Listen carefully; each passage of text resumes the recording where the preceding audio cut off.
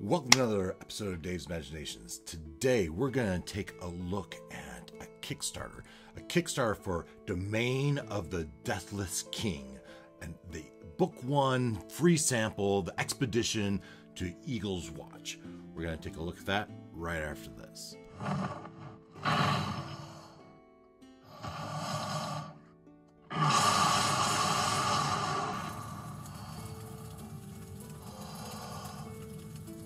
So lately in YouTube, I've been seeing an ad for the Archmage, a Kickstarter for a D&D campaign, but it's supposed to be a DM-less campaign. So let's just read this. Want to play a proper game of D&D without a dungeon master? Enter the domain of the Deathless King. This new 5e compatible system for Archmage Press is the first where a single person or a group of you can play a full game of D&D around the table without the DM. It has the essence of a game book with the epic weight of an RPG, and you can get it now on Kickstarter. Try it before you buy it with a free sample booklet. So here we are in YouTube. I've been seeing this ad, and you click on this, you click on the shop now, and it will throw you into the Kickstarter. The purpose of the video is I've gone through this, I've downloaded the sample, and I've played through the sample, and I was going to give you your thoughts. So here we are on the Kickstarter. If you just scroll down a little bit, you come to this free test sample. You click on this and it downloads it, and then I download it to my desktop, and sure enough, I've added it to my Adobe Acrobat Reader. So here is Domain of the Deathless King, a book one expedition to Eagle's Watch. It's a free sample. Here we can get a nice view of the contents of this book. A title, map of Eastern Cordon, the rules, and then it gets into the adventure. The adventure, and let's just skip to this. The adventure part is very much a choose your own path. That is, you read a paragraph and it'll give you choices. You want to explore the cave? Click 45. You want to travel onwards? Click 152. And I spent 2 hours, I think it was about 2 hours, maybe 3, where I played through this sample to give me an idea how it was. Going through this, the rules for this, it gives you an introduction of the adventure you're going to do. You create your party. So in this, you're going to play a party of 4 players. You can roll your own first level character, and then it gives NPCs at the back of the book. A nice group of different NPCs for you to pick from, and they simplify it. And in this, it says, hey, you can roll your own characters and try to play them. That gets really technical, as you have to learn all the different stuff and how they each work. They encourage you, and I probably agree, that you should use their NPCs. It's basically the same as a character, but it's a simpler view of a player character. So guidance to making characters, although nothing except flight is illegal, so they don't want you to have flight. They do encourage you to take some combat-based spells. And then equipment, you have your starting equipment. For gold, you get your starting gold based on your character background. Short and long rest. After a battle, you will often be allowed to have a short rest. The book will tell you when you can do this. NPCs do not have hit dice, but they recover 5 hit points every time you have a short rest. There's also other things. I think the wizards get a spell back, right? And the NPCs. At the end of the day, you will normally be required to have a long rest. To gain the benefit of the long rest, you reduce your rest. So it's interesting in this, they don't track your ammunition, they don't track your light, but they do track your rations, and they want you to have food, and they're tracking that because if you don't have enough food at the end of the day, you don't get your long rest. And so and here it tells you if you don't have enough rations when taking a long rest, you gain no benefits from a long rest. Additionally, you must take half of the current hit points of each NPC and NPCs in your party.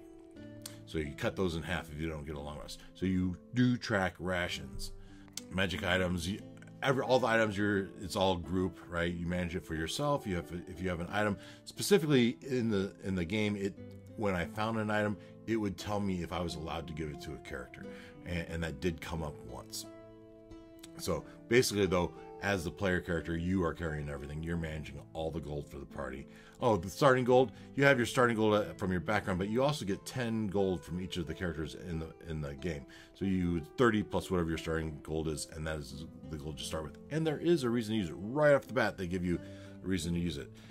NPCs. A potion during the game, you might want an NPC to use an action to drink a potion that you carry. If you do, cross off your items list, and we'll just pretend that they were carrying it all along. So these player characters, these non-player characters, they have a lower version and a higher version. So let's just read. When players reach 5th level, you flip over the NPC cards to their higher level side. Now these non-player cards, they're really good for first level. So when I rolled first level, and I didn't roll, I used Burek Grumbleforge. I've used them in other adventures, and so I use a first level version of Burek. And I will say that NPCs they give you outshine a first level character dramatically. Probably necessary. Skill checks, you can use whichever character you want to do a skill check, unless the story tells you to do something specific. In here they describe 2 different types of battles. There's a basic battle where there's no map and you're just doing theater of mind as you battle a monster, or there's larger battles which they call full battles where there's a map and you move tokens around in the map. Now in this sample that does come up once. There is a possibility of that coming up, and I didn't take the time to put it into tabletop role-playing software, right? I use Foundry, so I didn't take the time to put it in Softry. So in these instructions to tell you how to control your enemy, basically, if they're a melee, they rush into battle. If they're artillery or ranged attacks, they sit back and fire. And they basically, it's a common sense approach to how enemies would do it. One thing that is interesting is there is no retreat. Once you enter a battle, you're not supposed to retreat or flee. And so you have to fight to the death every time you start a battle. Death and dying is your normal standard rules. And my first blood, Burek almost passed in this. Good thing that I think they don't call it a bard, but it has bardic abilities. A good thing that our bard had the ability to do some healing, because otherwise Burek would have bought it. So then have fun, good luck. The story, you can read through this, but in short, the Deathless King has returned, and the realm is being attacked by his forces of undead. And you and your party meet up with a wizard, very Gandalf-like, meet up with a wizard who says, yes, you can battle them and kill some undead, but what we really need to do is attack the undead king himself in his, he'll never expect it, and he says you need to go to this place to attack the Deathless King. And so that is kind of how you lead into the adventure. As you go into the adventure, the first turn, I'm going to do just the first one. Turn to page 66. You're in a village, market is quaint. A surly human with a pair of gruff dwarfs is selling you stuff, right? And it gives you, the first thing you have is you meet with this dwarf, and you have the opportunity to buy something, and that says, hey, does your mage cast detect magic? And if so, then go to this page. If otherwise, would you like to buy anything? And if you do, you buy. Once you've made all your purchases, you go to this page 151. And then page 151, it says, hey, if you bought this, you can check out what it is at this page. And from here, this is where I don't want to give any more spoilers, if you might want to play this. Now, my experience with this, my review, if it were, it was well written, high production value. Running it through Adobe Acrobat, it was very nice that these hot links, if I just click on this, it would take me to that next page. I don't want to do that because I don't want to give away, no spoilers here, right? On the right hand side though, you can always jump through the bookmarks. So if you want to go back to whatever page you're on. A challenge with this type of game is when you go here, I'm in section 151 of this document, but I don't remember where I came from. So if I want to go back and read, it's really hard to go back unless you write down where you were before. So that is a challenge, and it's not this game. So it's a challenge for all choose your own adventure type games. So as you play through it, you might want to write down from where you came from, so you can go back and look at it if you wanted to. The game itself. Let's take a look at those NPCs. Looking at the NPCs down here, we have a handful. What is this? Six different NPCs. They range from tanky guys like this dwarf and this minotaur. They're both kind of tank. They have a ranged NPC. They have a couple magic. This is a true, more wizard-like creature NPC, and they have a a goblin that's kind of a cleric, and then they have this half elf is more. This is the one that was a bard. I chose that. So I played Burek. I had this Nasser half elf. I had the wizard, Fyrenia, and then I had Grimner, another dwarf. So a couple tanky fighter types, a couple magic-y types that stand back and with a little bit of healing. That is how I set up my party. I played, like I said, I played for a couple hours. I did set up a spreadsheet. So, like I said, I've played solo role-playing games before, and I tend to use a spreadsheet. I took a screenshot of the NPCs. I put it right in here, and as I tried to cast spells, I went into D&D Beyond, and I did a copy of the spell and threw it in the spreadsheet as well. So I think in the future I'd have it right here. I put the basic stats, and I always track initiative by putting the characters in here. And Nasser has +3 dexterity, so then I've created some macros, if you would, so that when I press this little blue button, it re-rolls a bunch of d20s for me, right? And so I just say, this woman that we're battling has no modifier. And as I went through it and I had a battle, would take a snapshot of the creature and throw it in here as well, so that I can modify it right away. And then I could just say, okay, d20, here's the d20 for the woman, and then add the modifier, and I just put it all in my spreadsheet. And that's how I tracked it. I also put, this is just for spell slots, and I have each of my characters with their AC and hit points.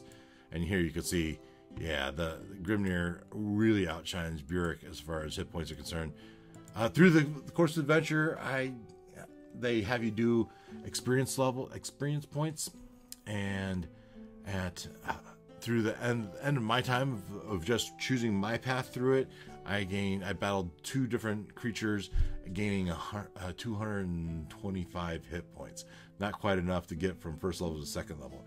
And like I said, it took me a couple hours, and I was done with the adventure and said, hey, if you want to play, this is the shortened version of book 1, as I was led to believe. It was pretty good. I liked it. Would I buy the whole thing? So this is for the digital mother load, it's going to cost you just over $100. So it's up to you. Do you feel that's a value at that price? So basically it's $20 for digital product, and it's probably pretty good. All right. I don't have the stats on other products I bought in the past. I know there's other solo products you can buy through DM's Guild, but I can say this is as good as any I played. All right, it was abbreviated. I'm sure the longer version would have a lot more content. I don't know how much content is in a book, as I did just this sample. I should say this was not a paid review, right? I'm not getting paid by the Archmage or this company that is producing this Kickstarter. No paid endorsement here. I'm just reviewing this on my own. So all in all, will I back this? I'll be honest, I have not decided. I have not decided if I want to drop $108 for this content. This is a lot of content, and I'm sure it would be hours and hours of fun. It's high quality. I can say that the PDF that I looked at was high quality, the high production value, and it seems like it would be worth the money. So, what do you think? Does it seem like good value to you? It doesn't tell me how many hours of entertainment. Maybe it does. Maybe it does. Maybe it's buried in that content. But they tout all this information, all the stuff they would give you if you purchased at that $108 levels. You get all the maps. You get PDF versions of those player cards, which would be handy. And I imagine if I was playing the full version, I'd drop it into a Foundry virtual tabletop and be moving tokens around. So that would make it easier and more spatial, if not special, spatial, where you move things around and you know where everything is on the map. Otherwise, when in the demo that I did, the demo I downloaded, it was all theater of the mind for the couple encounters that I had. I liked it. I haven't decided if I'm going to buy it yet. We'll see. It depends, how my life is going. If I have a lot of free time. If I had a lot of free time, I would buy it. So how's that? Hopefully you liked this review, and if you did, please let me know. Put a comment down there. Tell me if you think you're going to purchase. Tell me if you did purchase this, and I would like to know that. I'd like to know your thoughts and if you enjoyed it. Do you like solo role-playing games? Do you like playing games with where you run 4 people at once, leave comments. I'd appreciate it. I'll be sure to respond back. If you like this content, also click that like, subscribe if you want. And we play our games normally on Thursday evenings. It's my live game. If you want to tune in, I'll be there. Otherwise, until next time, take care.